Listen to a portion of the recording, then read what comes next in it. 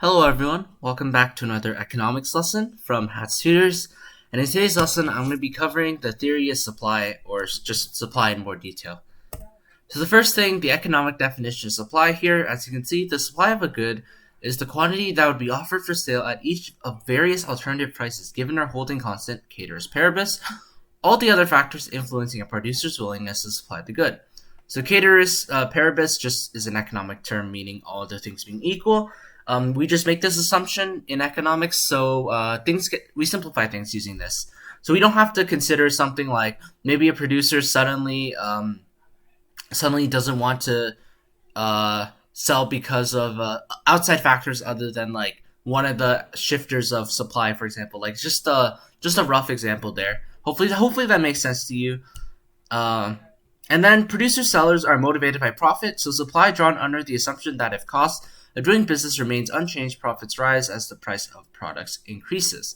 So that's important to remember because that's pretty much what motivates producers to actually produce stuff is for profit because they need to actually keep their business going, of course.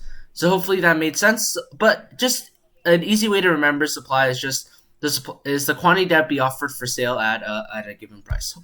Hopefully that makes more sense here in the next slide. As you can see from our demand video in Cantown, there's lots of demand for steak, and now we're taking a look at the supply curve for steak in Cantown. So if you look at the supply schedule here, it's just X and Y values that correspond to each other, and maybe it's easier to see on the graph. So as you can see, if the price was $10, then suppliers are going to be willing to supply 100,000 kilograms of steak. And if it goes down to $8, they're only willing to supply 80,000, and so on. And unlike demand, if the price is higher, then the quantity supply is actually higher because, like the previous slide mentioned, it says producers are motivated by profit. So if they're getting more money per kilogram, then of course they're willing to sell more, right? They're definitely more incentivized to keep selling, assuming other business costs stay the same, of course. So that's why when the price is like $4, they're not willing to supply that much because they're not making as much profit. But like on the other hand, if you remember from the demand video, as the price increases, then the demand goes down because as a consumer, you want to pay the least amount as possible for your goods. So yeah, the law of supply just states that as price increases, quantity supplied increases. So just remember, like demand, supply itself does not shift when the price changes. It only changes the quantity supplied. And yeah, hopefully that makes sense. A lot of it is similar to demand, in the demand video that I mentioned. It's just kind of think of it like the opposite way. You just got to put yourself in the producer's shoes when you're considering supply curves. So next, the non-price determinants that shift the supply curve. Like demand, price does not shift out the curve. It only changes quantity supplied. But what things that can actually shift the supply curve out? Number one, cost of production. So like the input costs. So like let's say you're supplying, you're producing computers, for example. Let's say the price of the rare minerals inside the computers increase because they're harder to get. Then supply is likely to go down because it's more expensive for producers now to produce. So at every price point, they're willing to produce less because their cost to actually produce the good is a lot higher. So they're not able to sell as many for as lower prices as before. Next is technology, and I put productivity in brackets here because changing technology usually means productivity increases because technology is only getting better and better. And that's going to increase the productivity of workers and production. So when technology improves, so like maybe my computer factory now is able to produce twice as many computers in an hour than it used to before. That's likely going to shift out supply, because of course I'm able to produce more at every price point.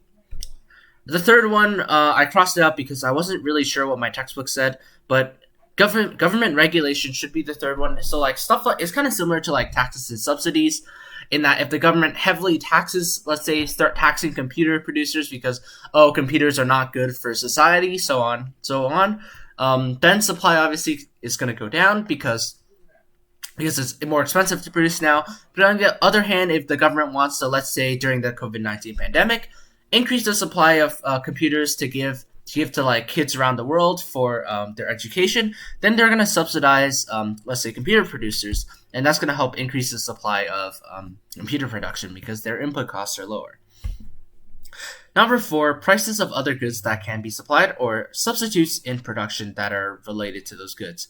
So let's say I'm producing computers, but all of a sudden there's a sudden surge in demand for like let's say desktop monitors. So like let's say I was producing laptops before in my computer factory, but suddenly desktops become like the new trend.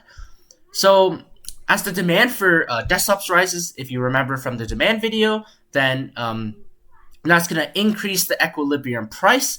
So producers are going to be more incentivized to produce desktops over laptops because obviously the desktops are going to get them more profit. So they want to produce more of those. And that's going to cause a shift in the demand for both supply for both laptops and for desktops.